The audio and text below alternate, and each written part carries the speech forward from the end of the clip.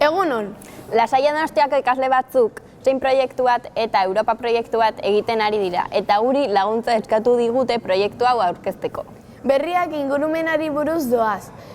Nola murriztu daiteke garraioen kontsumizazioa, orain azalduko dizuegu. Guk garraiobide inguruko inkesta bat egin dugu eta emaitzak hemen erakutsiko dizkizuegu. Eskolara joateko zein garraiobide erabiltzen duzu?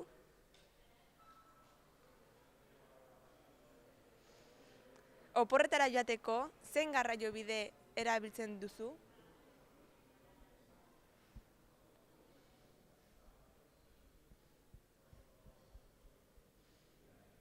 Eta zure ustez, garraiobideak asko kutsatzen aldute?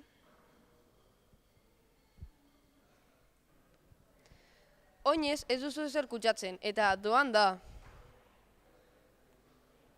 Autoz, 100 kilometro egiteko 6 litro gasolina beharko dituzu. Bizikletaz ez du ezer kutsatzen.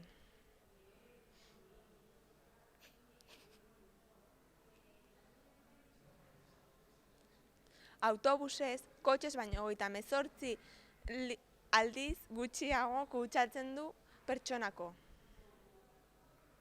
Hegazkinez asko kutsatzen du, 11,8 litro kilometroko, baina jende asko garriatzen du.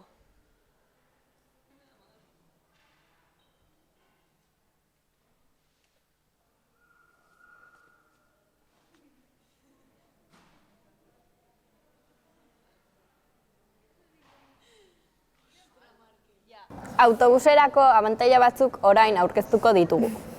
Autobusez joatea oso erosoa da beste garraio publikoetan bezala. Abantaila asko ditu, adibidez mugitxartela atera dezakezu, diru kantitate bat sartu eta horrela prest daukazu beste garraio publikoetan erabiltzeko. Hoberena da garraio publikoak erabiltzea kutsadura gutxi duelako. Kotxez joatea oso erosoa da, baina asko kutsatzen du.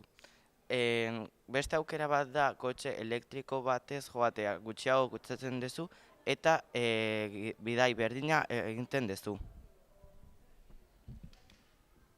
Orain, hiru elkarrizketa aurkeztuko dizuegu gure lankideak egindakoa. Guk elkarrizketa bat egingo diegu Ane, Maria eta Juneri. June 9 urtekoa, Ane 13 urtekoa eta Maria 15 urtekoa. Zein da gehien erabiltzen duzun garraiobidea, June? Gehien erabiltzen dudan garraiobidea kotxea da. Garraio honek asko kutsatzen duela uste duzu? Bai. Eta orduan zergatik erabiltzen duzu? Modu bakarra delako leku batetik bestera joateko. Zer iritzi duzu garraiobide publikoari buruz? Oso ondo daudela. Zer hobetuko zenuke garraio publikoan? Autobus geltoki gehiago egotea. Zein da gehien erabiltzen duzun garraiobidea, Maria? Nik gehien erabiltzen dudan autobusa. Eta zuk, Ane? Nik kotxea erabiltzen asko. Garraio horiek asko kutsatzen dutela uste duzue? Nik uste kotxeak... bai, kutsatzen duela. Hombre, autobusak kutsatzen du ez. Kotxe batek bezala baina kutsatzen du. Gutxi kutsatzen duelako erabiltzen duzu edo ezin duzulako besteren bat erabili? Nik batez ere ezin dudalako besteren bat erabili. Eta asko kutsatzen duela balin badakizu, zergatik erabiltzen duzu? Nik autobus hartzeko adibidez ez daukat ohiturarik, beti kotxea erabiltzen dut. Maria, zu autobusez ibiltzen zaren ez zer iritzi duzu garraiobide publikoari buruz? Nire ustez garraio publikoak Donostian oso ondo daude organizatuak edo prestatuak. Eta zer beharko zenukezuk hobetzea zu garraiobide publikoetan ibiltzeko? Nik adibidez autobusak ez ditut etxetik ikastolara joateko, eta orduan autobus linea gehiago jarri beharko dituzke. Amaitzeko kalean egin dugu soluzioa ikusiko dugu.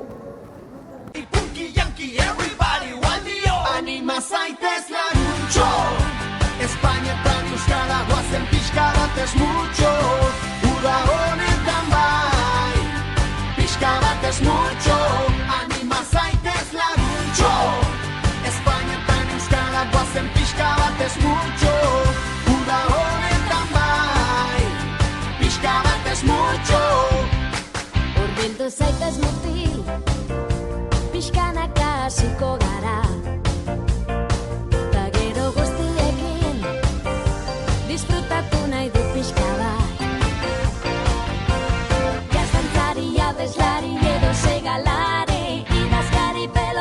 Salta la directa.